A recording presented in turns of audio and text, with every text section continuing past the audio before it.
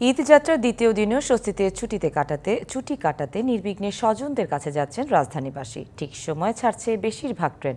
সাধারণত ঈদে Kamalapur rail station থেকে সবচেয়ে বেশি মানুষ ট্রেন যোগে যাত্রা করেন। গত 15ই মার্চ যারা টিকিট কিনেছেন তারা আজ ট্রেনে যাত্রা করছেন। এবার ঈদে সারা দেশে চলাচলকারী 120টি আন্তনগর ট্রেনের বাইরেও আছে 5 জোড়া বিশেষ ট্রেন। তাছাড়া বিভিন্ন লোকাল, কমিউটার ও মেইল ট্রেন চলাচল করছে। এখনো পর্যন্ত মোটামুটি ভালোই, কোনো সমস্যা হয়নি। তো ইনশাল্লাহ বাকিটাও অনেক সুন্দরভাবে চলে যাবে। ভালো লাগছে, আমার বাবা মা আমার বোনের সাথে ঈদ করবো। যেহেতু ভিড় থাকে ঈদের সময়, অনেক বেশি ভিড় থাকে প্রচন্ড, তবে এবার যেহেতু যাত্রাপথে দেখলাম এবার অনেকটা স্বস্তি ফিরে এসেছে। এবার মোটামুটি সবকিছুই ভালো মনে হচ্ছে। আর আগেভাগে যাওয়ার কারণ হলো টিকিট আগে যেহেতু পাইছে, পরে চাপটা বেড়ে যায়, এই জন্য আগেভাগে যাওয়ার প্রস্তুতি নিচ্ছে আর কি।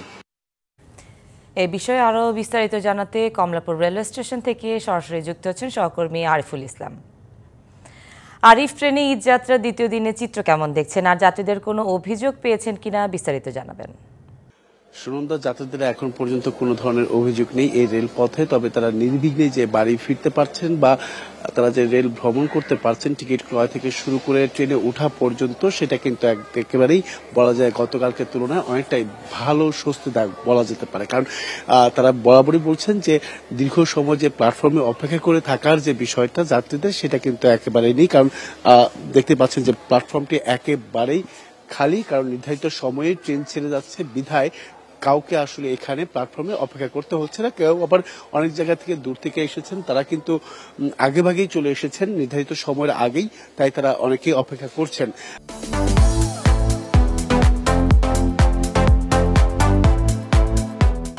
তো সেই বিষয়টার প্রেক্ষিতে যে প্রতি বছরের মতো যে ধরনের ভোগান্তি, সেই ভোগান্তিটা পোহাতে হচ্ছে না।